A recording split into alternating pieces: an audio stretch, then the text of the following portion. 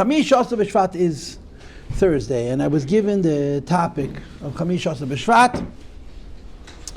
So I'll start with Rosh Hashanah. Rosh Hashanah is a funny concept, right? We know Rosh Hashanah from Aleph Tishrei. Rosh Hashanah is the head of the year. What is the meaning of the head of the year? The head, what's the head of a person? The head of a person is not just another organ. The head of the person is the whole person. In the head you have the brain, and the brain you have the neshama, and everything meaningful and valuable has to do with the head. Or to say it in other words, when a baby forms, the first thing that forms is the head, is the nerve center, and everything radiates from that. And even after we're born, the brain gets the neshama, it distributes the neshama, the brain feels the body, it keeps the body together, it heals the body, it looks after the body. That's what the head does. So we make such a big deal out of Rosh Hashanah, Aleph Tishrei, because we believe that what happens in those 48 hours is a microcosm of the whole year. The Rabbeim, we have indications that the Rabbeim used to say that in Rosh Hashanah they see the whole year. In the 48 hours of Rosh Hashanah they see the whole year. Because the 48 hours of Rosh Hashanah are ahead for everything that's to do with the year. Okay, it's an interesting concept. One day or 2 days that is a microcosm, is a miniature version of everything that's going to happen in the whole year, and what you do on that day, on those days, affects the whole year. So Rosh Hashanah, we're like really holy, we're very serious, we don't waste any time, we say Tillim, we try not to talk, we try not to sleep more than we must, try not to eat more than we must, because what happens at Rosh Hashanah affects the whole year. So the Mishnah says we get 4 Rosh Hashanahs, 1, 2, 3, 4. Arba Rosh Hashanah. The first Rosh Hashanah is Aleph Tishrei. The second Rosh Hashanah, it's a machlokes between Beis Hillel and Beis Shammai, but we pass like Beis Hillel, it's Chamisha Asa B'Shvat. The third Rosh Hashanah is Aleph Nisan, Rosh Chodesh Nisan. And the fourth Rosh Hashanah is Rosh Chodesh Elul, which is called Rosh Hashanah L'Maaseh Behema. Rosh Hashanah for the tithe on animals. Which is, you know what animals are, right? When a herder, a man who's farming animals has babies, 1 out of 10 is meiser, and there's a cutoff point. You have to separate the animals born before Rosh Chodesh Elul from the animals born after Rosh Chodesh Elul, and I'm assuming it has to do with the seasons when animals birth. I don't know, I'm assuming. We have 4 Rosh Hashanahs, 4 days, that for 4 different things are called Rosh Hashanah. This day is the head of the year for everything connected to, finish the sentence. Now, Rosh Chodesh Nisan, nobody makes any big deal out of Rosh Chodesh Nisan. Nobody eats, boxer on Rosh Chodesh Nisan. Rosh Chodesh Nisan is Rosh Chodesh for Yom Tovim. Rosh Chodesh Nisan is the Rosh Hashanah for Yom Tov. Yom Tov is a pretty important thing, right? The Rosh Chodesh Nisan is the Rosh Hashanah for Yom Tov. Pesach is the first Yom Tov. But the Rosh Hashanah for Yom Tov is not Chashmish, it's not Tezvav Nisan. Rosh Chodesh Nisan is the Rosh Hashanah for all Yom Tovim.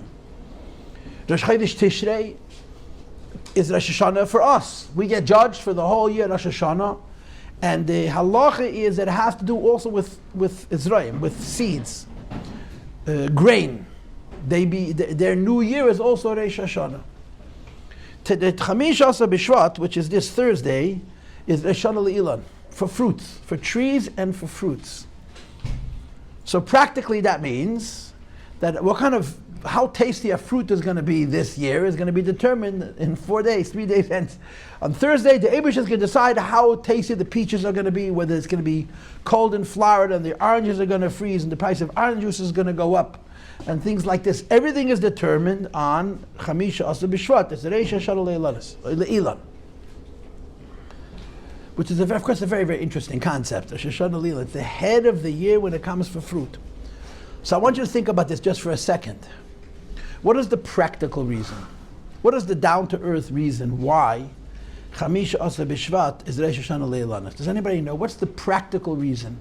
Why is Chamisha Asa B'Shvat Rosh Hashanah Le'ilan? Does anybody know? Because trees go to sleep.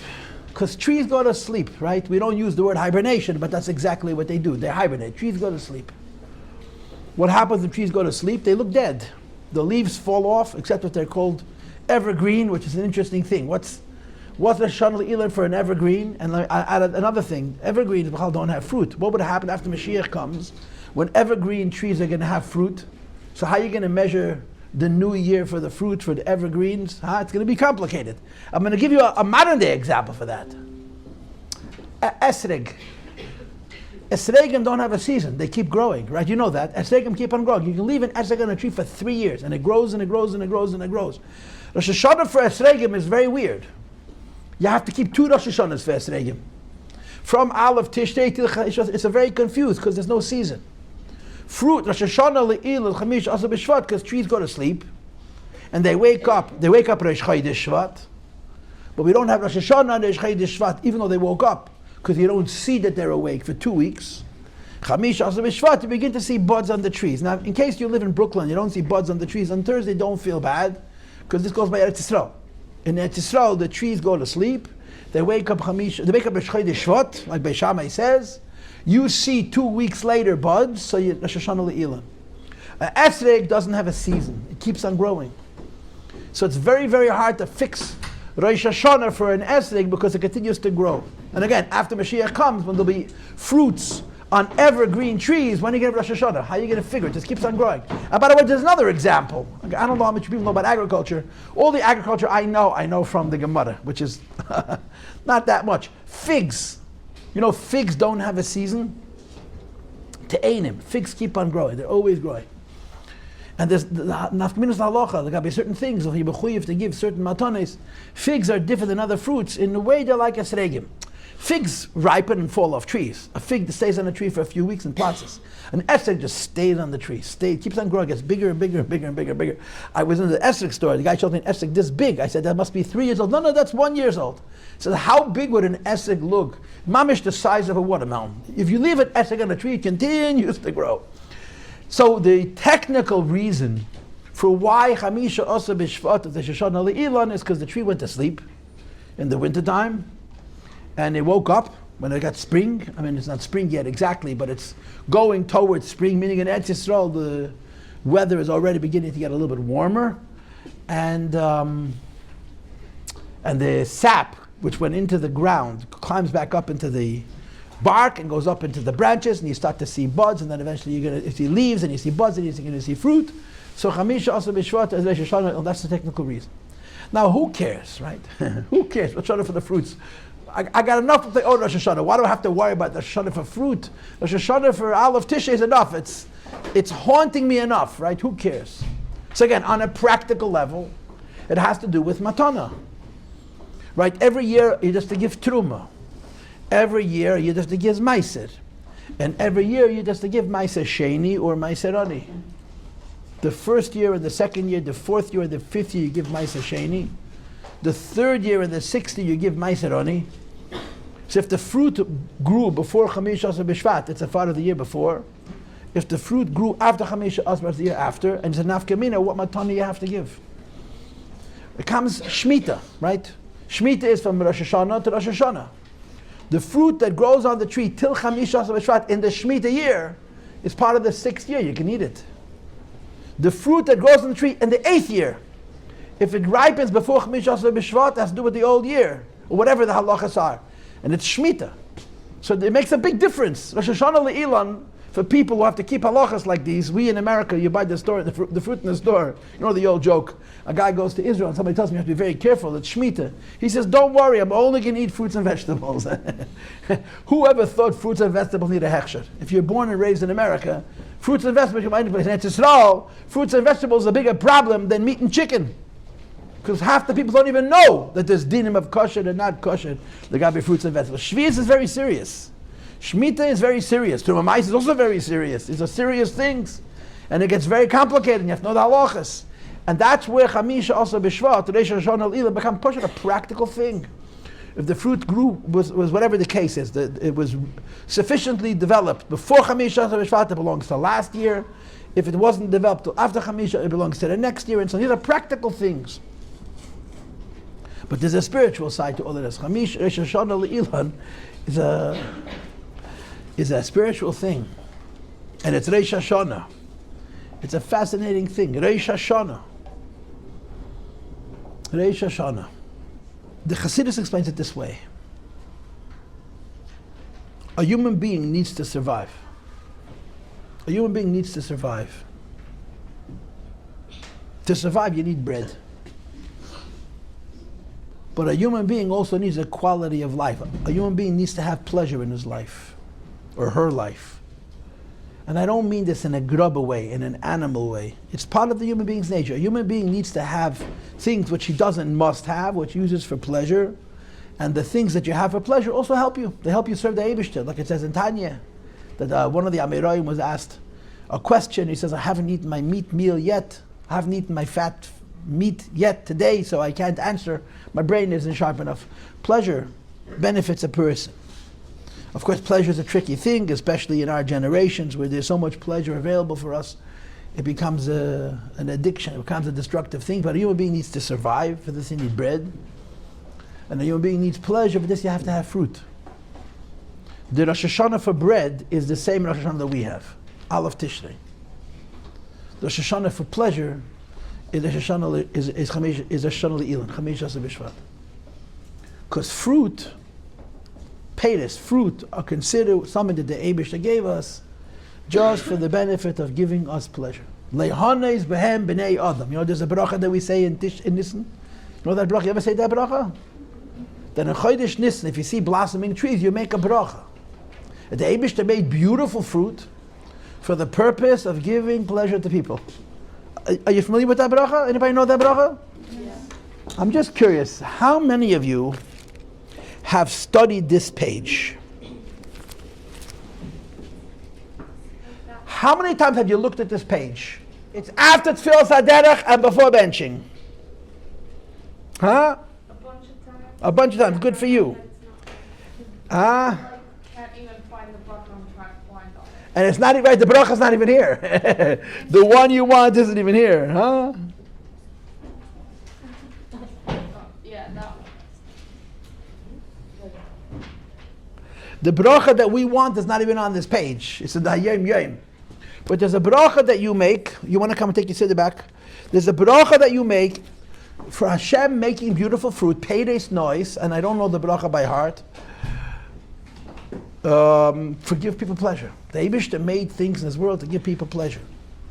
And the Rosh Hashanah for people having pleasure is Chamesh Asar B'Shvat. Interesting. Think about it. There's a new year, there's a head of the year for pleasure. There's a new year, there's a head of the year for survival, for living. That's Rosh Hashanah, Aleph Tishrei. Aleph Tishrei is Hashanah L'Zroyim. Zroyim means chita and sa'ira, grain, and legumes, beans, seeds. Their Rosh Hashanah, their season is from the fall to the summer. They ripen in the spring, they're harvested in the beginning of the summer, the middle of the summer, and they're eaten. Fruit, the Rosh Hashanah for fruit, which is by definition for pleasure, is Chamesh Asar B'Shvat. Now, of course, you know this, the Rebbe spoke about this so many times, that we say Beis Nefashos. Beis Nefashos Rabbis V'Chesreinon, that's thanking Hashem for things that you must have, like water, or eggs. I don't want to say meat, although, because meat is also for pleasure, yeah? Al Keil Masha Barasa Lahachis Bahem is for fruit. Al Keil Masha Asal Achis Bahem is for things that you eat that you don't need, that are there simply to give a person pleasure. The Eibishter made things in his world to keep us alive.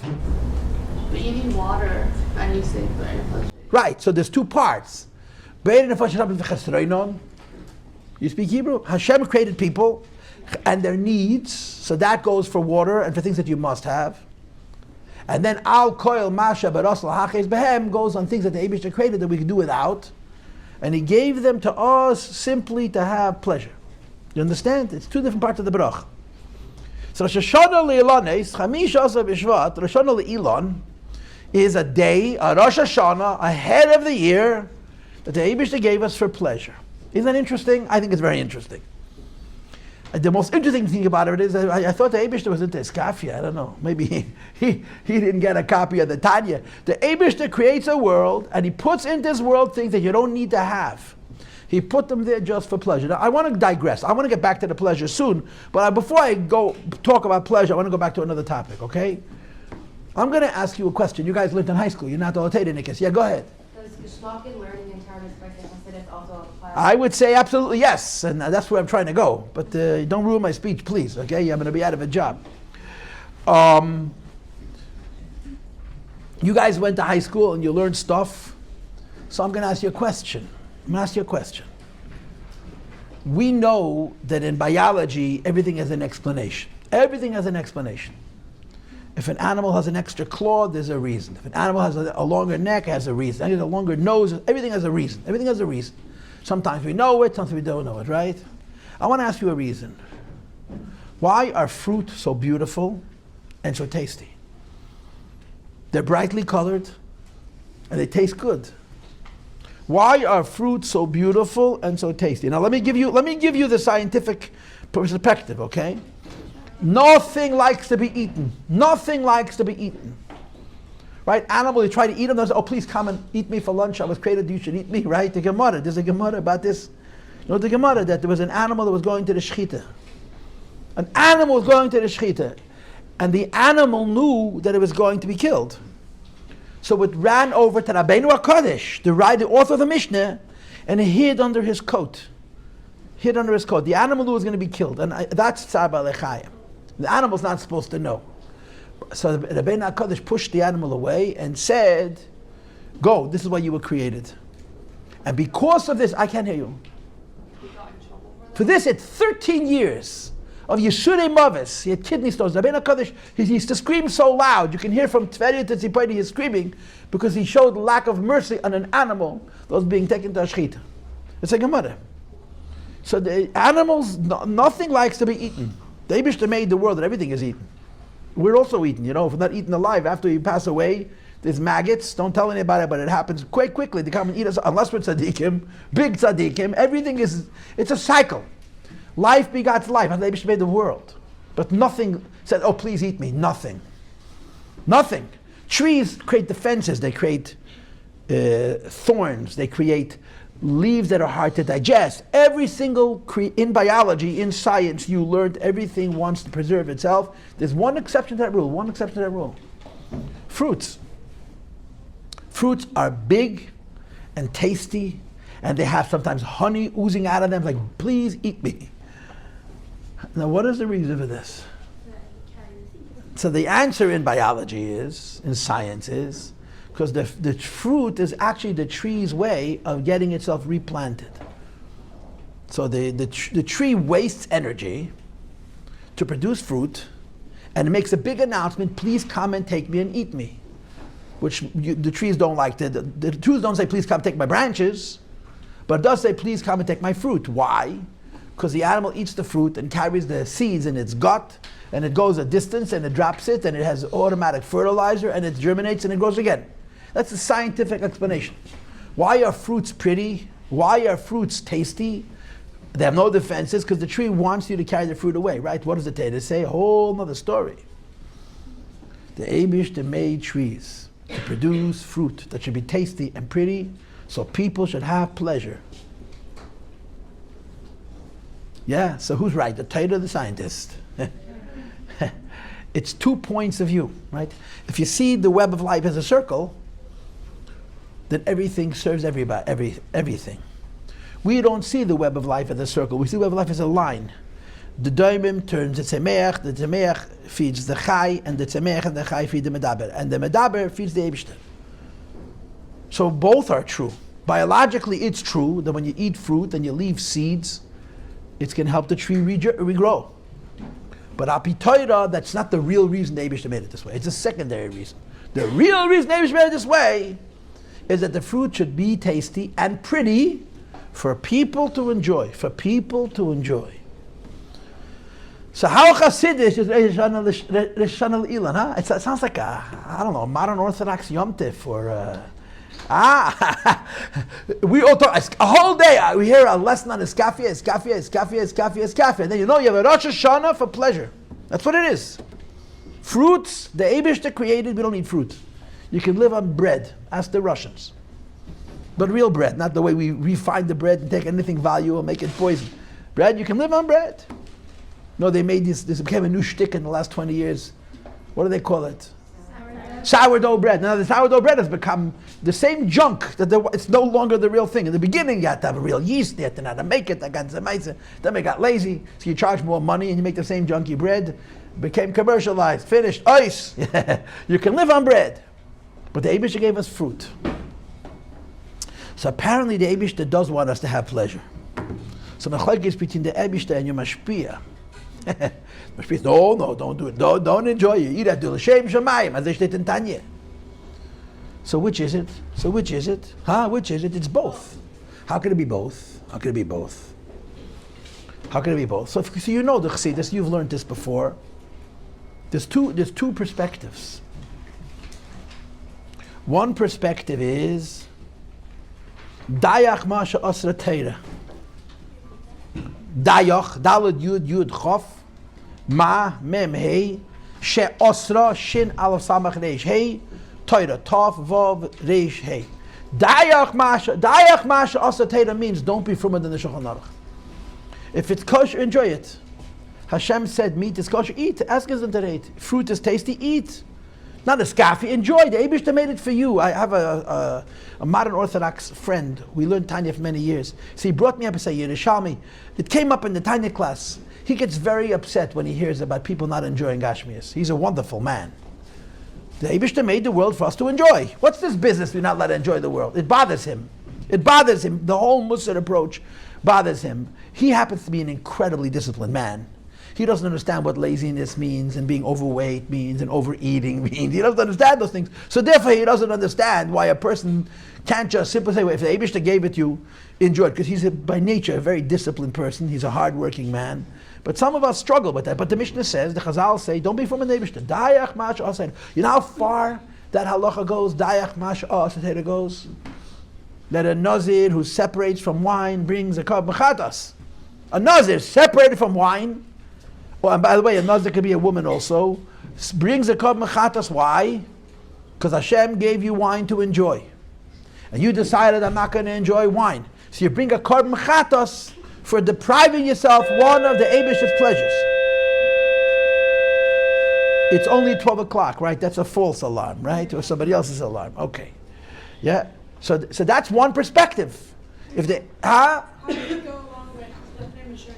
No, wait. Let me finish. There was the other side of the coin. The other side of the coin is, this is the Pirkei Avos, you know this also. The Dorim Syag Lapricious. You want to be Parosh, you want to be pure, you want to be holy, you want to be closer to the Eibishter, make an edit. This is kosher, I don't need it. This is permitted, I don't have to have it. This fruit looks beautiful, I don't need it. So this is a contradiction in Chazal, in Gemara. One part of the Torah Sheba'al Peh tells you, don't be from in the Eibishter. What's the best example? What is the best example of Dayach Masha Asa Teis? Does anybody know? Very good. That Adam told Chava, that Hashem said not to touch the tree. And the Nachash knew that was a lie. Adam decided to be, like your teachers, extra from, paranoid. He didn't trust his wife. So he told Chava, you can't eat the fruit and you can't touch the tree. So the Nachash pushes Chava against the tree. She touches the tree. He says, look, you didn't die from touching it, yeah? You won't die from eating it either. So Adam made a mistake. He made a fence, a susi agla teira. It doesn't make you a susi agla teira. Make a fence around the teira. Adam should not make a fence around the teira. So which is it? And because he made a fence, Chava realized that Adam doesn't know what he's talking about. She ate from the fruit. She gave some of the fruit to him also. And we all know what happened to the rest of our history because of this. Yeah? By the way, the eating from the tree of knowledge of good and evil, it was going to happen. Okay, don't feel bad about it. It was God, the Eibishter wanted it to happen. We blame him and so on, but it had to happen. It was part of the plan. The Eibishter was going to make sure that we have to struggle. He wasn't going to make it easy for us. Don't kid yourself. But the way it played out was that Adam was machmir. And you're not supposed to be machmir. That's one point of view. So how do you reconcile those two things? How do you reconcile the Eibishter made the world for me to enjoy, plus if you want to be proper, practice discipline, have self-control, and things that you desire you shouldn't have, and so on and so forth. Right? You all know the story with Shmuel Munkis. Shmuel Munkis was a very, very big chassid. This is a story that Lakutei Deburim brings. In other words, the stories of Shmuel Munkis are a dime a dozen. But the stories of Shmuel Munkis are probably not true unless you have a good source, because they make Shmuel Munkis sound like a clown. And Shmuel Munkis was no clown. He was a deep man, a very intelligent man. He was Madregas Tzaddik, Shmuel Munkis. He wasn't a little kid who tripped over the steps and broke the eggs because he forgot to come home when he went to the Rebbe for Tishrei. That's so ridiculous. But there are the true Shmuel Munke stories are in the Sichos. And this story is in the Sichos. There was a Farbrengen, and they ran out of the Farbeisen. There was no food left. So they went to the butcher, and they asked the butcher for more food for Farbeisen. He was sleeping. So his wife gave them the lung, which is like eating chewing gum without sugar, lungs. Think about it. The Shaychet didn't have too much money. So when the Shaychet shechted, he got certain parts of the animal as part of his salary. He got the brain, Amachaya, and he got the lungs, which nobody wants to eat. In the United States government, they won't let you. Throw it in the garbage. So she had to prepare lung. I don't know how you do it, but you have to really, really curate it. You have to beat it, and you have to soak it. It's edible. Anyway, she prepared a lung, and she gave it to them to eat, and then 10 minutes later, she comes running in, and she says, the lung I gave you is today. I gave you the wrong one. What happened in between the time that she gave them the lung, and she came to the lung was today? Shmuel Munkes took the plate of lung, and he put it in front of him. I'm going to eat the ganze mice. And he put his hands around it. This is mine. And they said to Shmuel, okay, take a piece and pass. No, it's mine. Anyway, he held on to the lung. He wouldn't let anybody have. And the people got nervous, so they started to pull, and he didn't let. So when he couldn't stop them from taking it away from him, he got up and started walking around. So they started chasing him. It became a fourth grade classroom. He's holding the lung and they're chasing him. Anyway, they cornered him, so he threw the whole thing in the garbage. The ganze meise. Now Shmuel Munkus was about Ruach HaKodesh. Don't kid yourself. But this is how the story is written. So they said to him, what's this? And they put him on the table and they gave him petch. So we have food from Fabrenge. Take it away from us. The whole Fabrenge is about the food. Ask the boys, they'll tell you. Anyway, after they finish giving his licking, she runs in again and said, my husband told you she needs treif. Oh, we didn't touch it. And now they turn back to Shmuel Munkus a second time. He said, whoa. Yivruch HaKodesh. Only Rebbes do this kind of thing. Rebbes geshtik, and they hit him a second time for Ruach HaKodesh. But they hit him different the second time than the first time. The guys giving him the wax were different people, and the amount of pain the wax had was less. Shmuel Munkus didn't mind the first beating, he didn't mind the second beating. He saved them all from eating treif. And they said to Shmuel Munkus, since when did you become a... No, it's not Ruach HaKodesh. He says, it was Ruach HaKodesh. Trust me, it was Ruach HaKodesh. I tried that, it didn't work with me. But the explanation that he gave was, when they brought in the lung, I wanted it so much. And the Alter Rebbe said to me in my first Yechidus, as jede Sach, was es will zu sehen, sollst du nicht haben. Anything which you truly, truly desire, don't eat it. If you really, really, really want it, don't eat it. So when that lung came in, I decided I was lusty for that little lung, you have no idea. But I saw how much you wanted it, so I said none of us should eat it. I threw it in the garbage. And he saved them from eating treifus. So that's the answer. The Eibishter made the world for pleasure. Pleasure is a good thing. It's part of who we are. It makes us better. And what you said, I want you to know that in the olden days they used to say that when you learn Torah and you enjoy it, it's a problem. Our Rebbe says if you learn Torah and you don't enjoy it, you didn't really learn it. You have to enjoy it. The proof that you understand, I noticed myself, the proof that you understood a piece of Torah is that you walked away happy. It gives you pleasure. If you learn something in Torah and you feel frustrated, you didn't understand. So there's a place in Yiddishkeit for pleasure. But there's not a place in Yiddishkeit to become a slave to pleasure. And that's the line. When the pleasure helps you serve the Eibishter, it's a positive thing. When the pleasure makes you crazy, when it intoxicates you, when it makes you weak. I have a lot of weaknesses, trust me. I'm not going to tell you all of them because it's not good. It's not good for my public image or for my private image. But I have a weakness for food. I like to eat, and I like to eat bad food. I'm on a diet. I don't know if you noticed. I'm on a diet. I have to be on a diet because otherwise I have to take cholesterol medication. It's not like I'm a big tzaddik because I want to look good for the pictures. It's because the doctor said either you lose weight or you take cholesterol medication. I figured, okay, I don't mind taking cholesterol medications, but my wife doesn't really take cholesterol. So I lost a little weight. I have a diet. It's called intermittent fasting. I'm supposed to eat, and I break the diet from time to time, but I'm not bad. Believe me, trust me, I'm not bad. So Thursday night, I left Friday morning to Pittsburgh. So Thursday night, 12:30 at night, I opened the freezer. It was a beautiful Danish, a frozen Danish. I said, who does this belong to? My wife says, you want to eat this now? You want to eat this now? I said, yeah, I do. Anyway, I didn't eat it. It was a big mess. I put it back in the freezer. And then at 1 o'clock in the morning, half an hour later, I said, if I had eaten that Danish, I'd probably be up till 3. When you're my age, you guys can eat as much as you want, almost. But I eat one cookie for an hour, I have no brain. It's mamish that way. And I still eat the cookie. Why? Because I'm an idiot. Verstehst? So this is what the Torah is teaching us. Iskafia is not punitive. Iskafia, really, it's a wonderful thing. Iskafia is self-control. Now imagine you lived in a country where there wasn't enough food.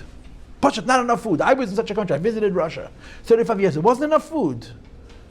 Wasn't enough food. So you eat. You live in a country like ours. There's so much food to be had. The best thing we could do for ourselves is say, no, you don't. You had enough. Stop eating. Stop eating. It's hard to do if you have bad eating habits like I do. You eat until you're plotting, and then you feel sick. Why'd you eat so? Stop. You should have stopped before. I know, but it looked so good, and I didn't feel full. That's all the explanations for why you do it. Iskafia is a good thing. So it's an interesting balance, and it plays a part in avodas Hashem, Chassidus. In other words, you want to be closer to the Eibishter, you need to own yourself. You want to be close to Hashem, you have to have self-control. Because if you want to be close to Hashem, you have to use your brain the way you want to. You have to also not use your brain in ways that you don't want to. You have to use your heart the way you want to. You have to not use your heart in ways that you don't want to. You want to be in control of your body. When you sleep and how much you sleep. And you want to feel clean. And if you overeat and you eat the wrong foods, it's a big cycle. It's a mess. So iskafia, when you hear it from your teachers, iskafia means you're supposed to suffer. But the truth of the matter is, iskafia is supposed to suffer. Iskafia means you're supposed to make yourself into a maximum person. With a clear head and a strong heart and not a belly that's distracting him or her because it's so full. Iskafia is a framework for, I hate to use a psychological term because I'm not speaking psychology but religion, for healthy living. It says in Hayom Yom that the reason for iskafia is bittul hataiva. It's interesting. I think it's around this time of year, maybe Yud Shvat. The reason for iskafia, Chassidim Arishim, the Rebbe said that whatever you want, you shouldn't have, and the reason. You know what bittul hataiva means? What does taiva mean?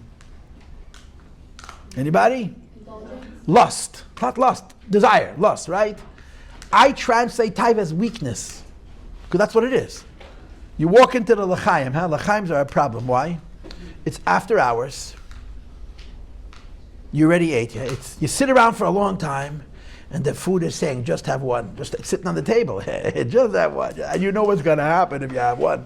And it sits there, you're talking to your friends, and you're hanging around, and you're so happy for your friend who became engaged. And the candidates are saying, just eat one. That's all, just eat one. They put the food on. And you know what's going to happen if you eat one. You can eat up the whole bowl. And then you're going to feel sick. So you go to the next table, get the next bowl, eat those ones up also. At least that's what happens to me. I don't know, maybe you guys have a lot of self-control.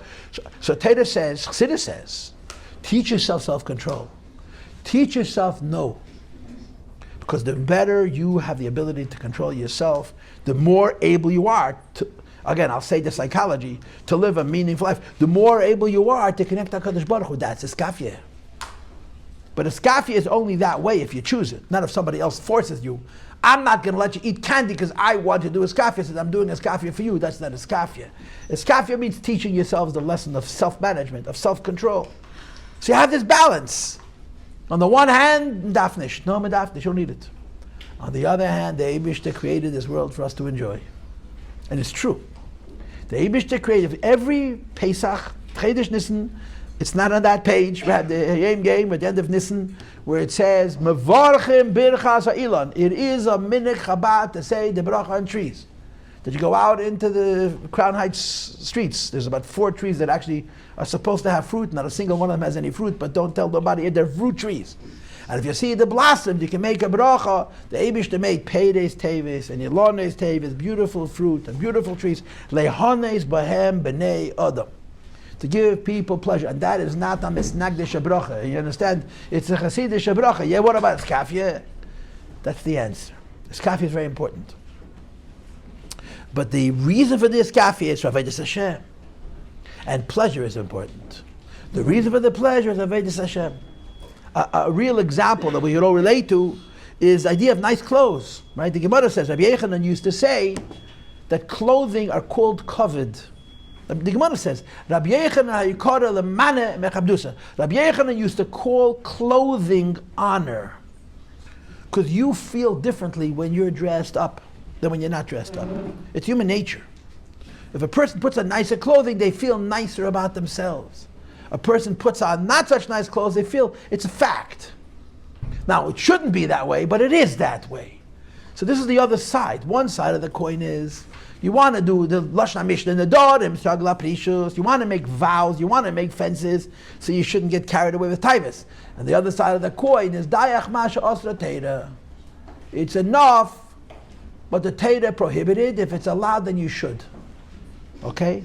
So in our lives, we have a little bit of Rosh Hashanah Aleph Tishrei, when you eat bread, Rosh Hashanah for bread, for Chita and Se'eda and Zroyim, and Chamisha Asar B'Shvat, which is the Shana L'Ilan. There's two Rosh Hashanahs. There's a Rosh Hashanah which celebrates the fact that Hashem gives us food to keep us alive. There's a Rosh Hashanah where Hashem creates things that are just for pleasure, and a person has to figure out what's the balance between two Rosh Hashanahs. In other words, if Rosh Hashanah Aleph Tishrei, we have to work so hard, we got to do tshuva, we got to michaj b'nan nefesh, and we're not allowed to talk for heaven's sakes for 48 hours. You got to say Tillim 5 times. Why? Hashem should be a good year that I should eat bread. Rosh Hashanah L'Ilan, it's not your Rosh Hashanah, it's the tree's Rosh Hashanah. But the tree was created for me. The Shes and the Bracha. Lyhadus van b'nei Adam. Hashem didn't make beautiful fruit so there should be more trees. Hashem created more fruit that people should enjoy them. That's what it says in Siddur. That's what it says in Gemara. That's what it says in Torah. So Shoshana Le'ilan is the day where we judge for how much pleasure we're going to have, or how well we're going to manage our pleasure. Interesting, huh? Very interesting. Very interesting. And the balance is this. The balance is this. Noch geben sich, for a person to be indulgent, it always ends bad. It's true, it always ends bad. You can enjoy life as much as you want. You don't become a better person because you have more things and you enjoy them. You become a better person because you own them and they don't own you. Right? The cell phone can either be the ultimate emancipator or the ultimate incarcerator. This phone can make you free because you can communicate with the whole world and you can look up any Gemara you want and any halacha you want and anything. By the way, I've found a few things that Google does not able to find. All the things that I need to find, Google can't find for me. He's an anti-Semite. Maybe it doesn't work after 1 o'clock. I needed a few Machon yesterday. I couldn't find them. I typed 100 different ways. It could be an amazing thing. And it, I typed in Hebrew. What do you? I typed in the Chassidish words, and they said, "No, spit it out. I don't know what you're talking about." And then it could also be a prison. It could make you a slave. You sit there on your phone, and you can't miss out another message. And it's so. Who makes that determination? Who decides whether this is going to help me or is going to imprison me? And the answer is I do. I do. And the way I do is I figure out the correct balance between Dayach Masha Asatera and Nedorim Syag Laprishus. You have to make fences. Because if you don't have fences, if you don't control your life will run away with you. People get crazy pleasure. We live in an age, people, as much as we think, they tell you in the newspaper that it's a terrible time to be alive and people are suffering so much. The poor people alive today have more food to eat than rich people had 200 years ago. It's really true. But the world is terrible. Such a terrible, America's a terrible, terrible, terrible country. You come from a different country, you come here illegally, you get sick, you go to the hospital, you get free medical care, but it's a terrible country. It's really, really terrible. It used to be so much better, right? What was better? That if you were sick, you died. Why? There was no doctor. Finished. End of story. But no, it's terrible. It's terrible. But in our world, our weakness, our chesodin, our Achilles heel, is indulgence. We want to enjoy it. We want to have fun. We want to enjoy it. It's a good thing. But it's only good if it makes you a better person. Not if it makes you into a veritable animal. Mamish, about a person who just wants to enjoy himself, and as a human being, and as a ruchniistic human being, he becomes a slave to all this nonsense. And that's the balance between Rosh Hashanah Aleph Tishrei and Rosh Hashanah Chamisha Asar B'Shvat. Someone had a hand raised. Talk loud. This Tu B'Shvat actually, are we actually judged for? That's what it says. That's Naimodim. Yeah. How much pleasure we're going to have, or the trees are? The tree was created for you. So you told me he was being judged. Are we talking about just fruits, or are we talking about in general? Trees. All trees. So what do you do with that information? What do you do? Eat your heart out. Be miserable. You're doing that anyway. You don't need help from me with that. My job is not to ruin your day. My job is to make you think. Yeah. What you do with that information, we have customs. Chamisha, we have customs. The first custom is no tachnun. And it's a Thursday, so it's like a really good one. If we had Tuesday or Wednesday, it would be a pity. Chamisha, I say 4 pages. I hate those pages. Yeah. So that's the first thing. Then you're going to go and get new fruit, and of course your mother's going to buy you boxer, which you can't even bite into. I don't know what this boxer situation is. And you get a new fruit, you can make a shachayanu, you think about it. I don't think you have to do anything crazy. I want you to understand what I am telling you says in the Maimorim. I'm not making it up. I'm not that smart. There's a lot. There's a lot. There's a lot of Maimorim. And they talk about different themes. And this is one of the themes they talk about. Le'edun or le'tainuk. That this is a Rosh Hashanah has to do with pleasure. And the interface between these two. So you were in the middle of your question. Yeah, so is it a Rosh Hashanah for pleasure, for like how much pleasure we're going to have this year? Or like for the trees, how much fruit they're going to give?